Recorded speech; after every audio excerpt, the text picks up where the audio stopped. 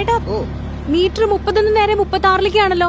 200 metre ആവണല്ലേ ഉള്ളൂ. 36 അങ്ങനെ ആവാൻ വഴിയില്ലല്ലോ ചേച്ചി. അത് ചിലപ്പോ മീറ്റർ കംപ്ലൈന്റ് ആയിരിക്കും. അതെന്താ ഞങ്ങൾ കേറുന്നതിന് മുന്നേ പറയാഞ്ഞേ? അയ്യോ, അത് ഞാനും ഇപ്പോഴാണ് അറിഞ്ഞ ചേച്ചി. അത് സാധാരണ ഇപ്പൊ ആരും മീറ്റർ നോക്കാറില്ല. ഞാൻ നോക്കൂട്ടാ. അത് ചേച്ചി നോക്കിട്ട് എന്താന്ന് വെച്ചാ കുറച്ച് തന്നാ മതി. ഇവിടെ 3 കിലോമീറ്റർ. അപ്പൊ 60 രൂപ. അതിൽ കൂടുതൽ ഞാൻ തരില്ലേ?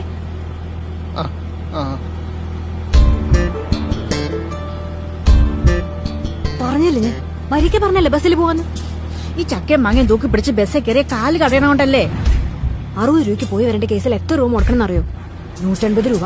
3 ഇരട്ടി. നമ്മള് ടൂർ പോവല്ല. എന്റെ പൊന്നു മഞ്ജു, ബാക്കി 120 രൂപ ഞാൻ തന്നാ പോരെ? പൈസ ചോദിച്ചാ ഞാൻ അമ്മേന്റെ അടുത്ത്. ഞാൻ നമ്മുടെ സാഹചര്യം പറഞ്ഞ് മനസ്സിലാക്കാൻ നോക്കുമ്പോ അമ്മേന്റെ അടുത്ത് കണക്ക് പറയാ. ഒരു ഓട്ടോ വിളിക്കാനുള്ള സാഹചര്യം ഇല്ലേ നമുക്ക്? ഒരാൾക്ക് മാത്രം ജോലിയുള്ള വീട്ടിലെ ഓട്ടോ വിളിക്കണതോ അധിക ചെലവ് തന്നെയാ. പറഞ്ഞില്ലേ ഞാൻ മരിക്ക പറഞ്ഞല്ലേ ബസ്സിൽ പോവാന്ന്.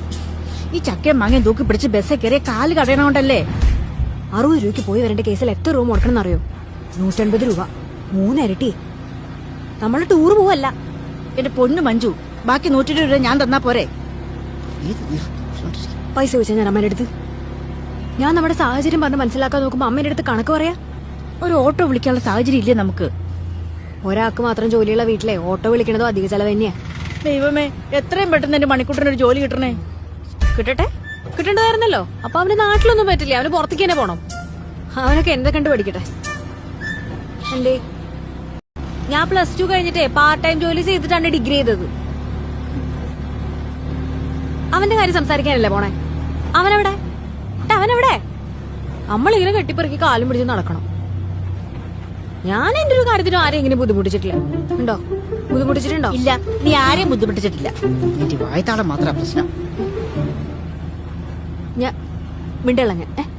ഞാൻ മിണ്ടല്ല. അമ്മയുടെ ഇഷ്ടത്തിന് എന്താ ചോദിക്കോ? മോനെ, ആ ബേക്കറി അവിടെ നിർത്തണേ. ഞാൻ പറയണല്ലേ. ബേക്കറിയാ? എന്തൊരു ബേക്കറി? അപ്പൊ ഈ ചക്ക വാങ്ങിക്ക് ചുമന്നിട്ട് പോണെന്തിനാ? ഇത് പഴുത്തിട്ട് എന്ന് തിന്നാനാ? ഇപ്പൊ തിന്നാൻ പറ്റുന്ന എന്തെങ്കിലും കൊണ്ടുപോകണ്ടേ? ഇന്ന് ആര് പറഞ്ഞു? ഞാൻ പറഞ്ഞു, മാറങ്ങോട്ട്. ഒരു വീട്ടിലേക്ക് കയറി ചെല്ലുമ്പോ കൈ വീശി കയറി ചെല്ലാൻ നാണമില്ല മഞ്ജു നിനക്ക്? നാണമില്ല. മോനെ ഇപ്പൊ വരട്ടോ, ഒന്ന് വെയിറ്റ് ചെയ്യണേ.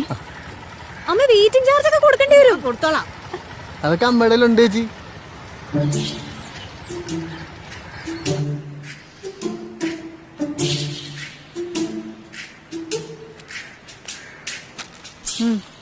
അക്കൗണ്ടിൽ ഇന്ന് എത്ര രൂപയുണ്ട്? അച്ചപ്പം മേടിക്കാനുള്ള അക്കൗണ്ടിലില്ലേ?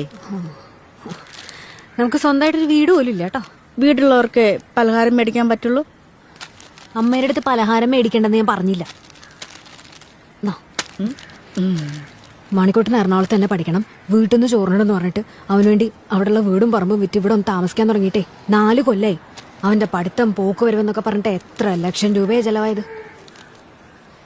ഇനി അക്കൗണ്ടിലെ 4,84,642 രൂപയുണ്ട്. അതും കൂടി തീർന്ന എല്ലാവർക്കും കൂടി തെരുവിൽ ഇറങ്ങിയിരുന്നിട്ട്